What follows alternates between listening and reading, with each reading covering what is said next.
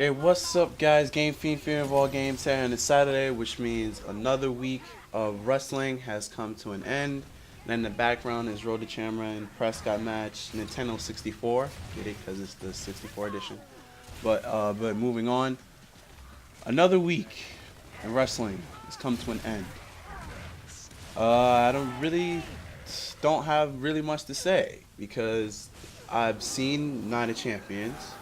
I thought it was an okay pay-per-view besides for the finish between John Cena and CM Punk.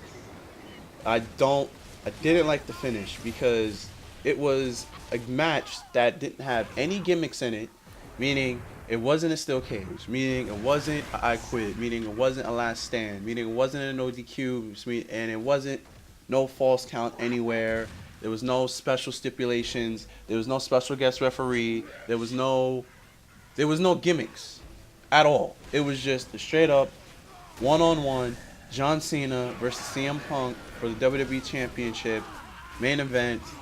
A normal match, excellent match, but they decide to do a gimmick finish with a draw, and that really pissed me off because why have a non-gimmick match but give it a gimmick finish?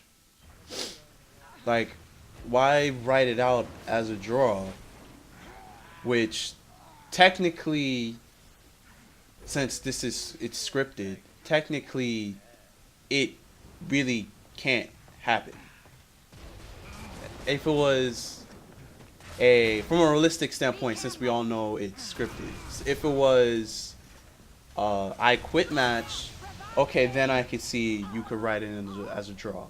If it was a last man standing match, then I could see you probably writing it in as a draw. If it was a no DQ false count anywhere match when you could use, things, objects that's not yourself, then I could see you could write it in as a draw. But a regular 1v1 match where you have the draw, where you have John Cena do a German suplex from the top rope and then have him bridge for a pin and then call it that say both shoulders were down.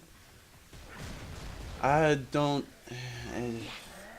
just no, just somebody.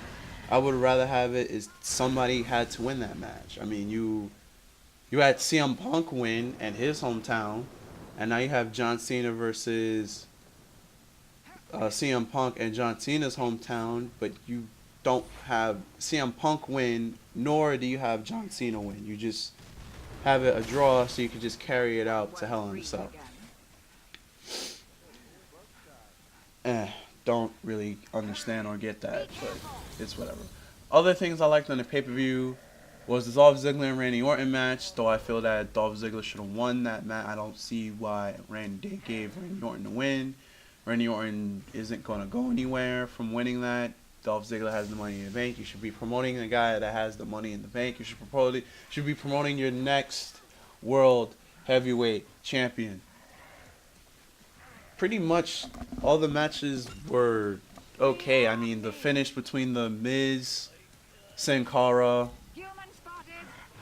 Rey Mysterio, and Cody Rhodes match was funny. With Sin Cara put the mask on the Miz, and the Miz blindly did the Skull Crusher finale on Cody Rhodes and got the 1-3.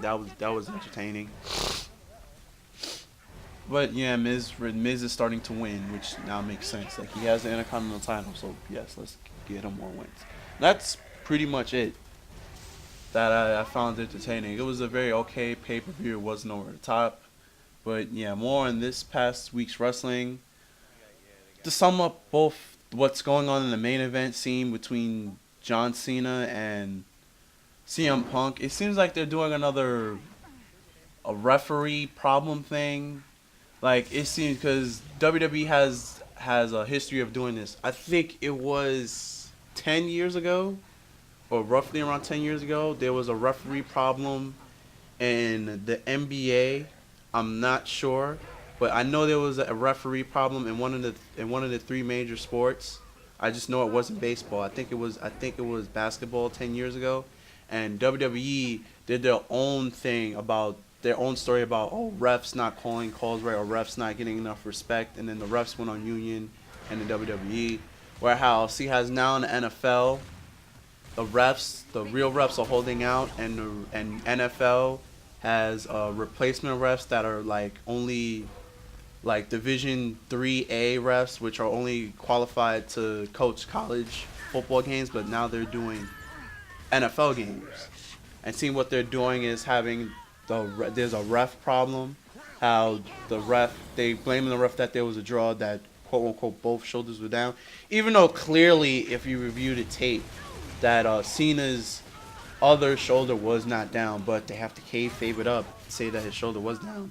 And then the ending of Raw with CM Punk's foot blatantly being on the bottom rope and the refs didn't see it. So I guess they're trying to play it up as the refs are bad in the WWE to go along with the how there's no refs in the NFL. They're just replacement refs. The WWE has done this before. It's smart of them to take advantage of a major sport problem and try to mimic it in theirs. Because to be honest, that since football is back, that's their number one enemy now. Monday Night Football. Even though, yeah, they start on the same time. Monday Night Football starts at 8, and WWE Raw starts at 8. So their number one target or their number one enemy for time is Monday Night Football. So why not mimic a problem and make fun of it to hopefully gain viewers? It's smart, but let's see if it works out. TNA. Yeah. I think the whole thing with Aces and Eights and Joseph Park. By the way, the only good part about TNA this past week was the small 3-minute promo between Bully Ray Dudley and Austin Aries with the fan interaction and the match. That was it. And that says a lot, because that was only 13 minutes out of a 2-hour show. That was the best part.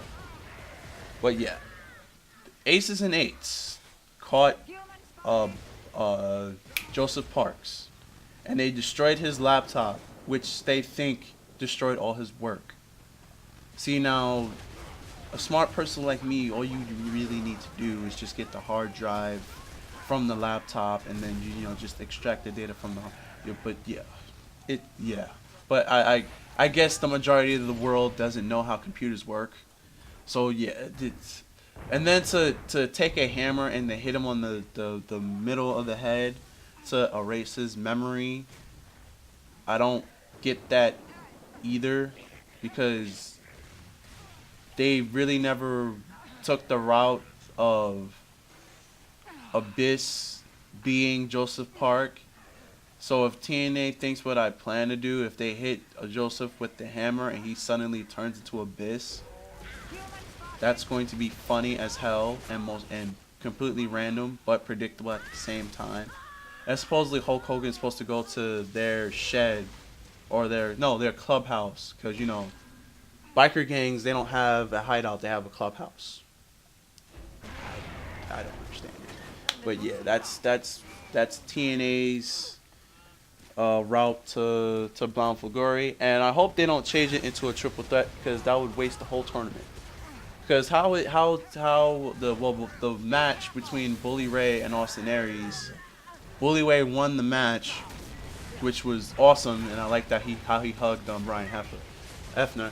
He won the match and then was about to take the title and hit Austin Aries with it, and then Jeff Hardy came down and saved him, and then it ended up at one point or another all three men were in the ring.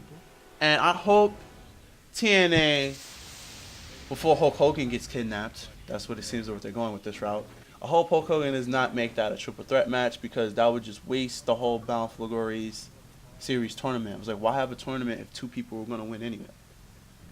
So yeah.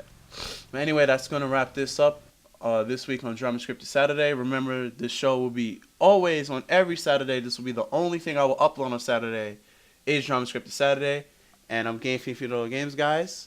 Feel free to ask me any questions. I feel my opinions about the show on my Twitter at GameFiend, which is game_fiend. It's in the description below. And I'm GameFiend127 Games, guys. Signing out. Peace.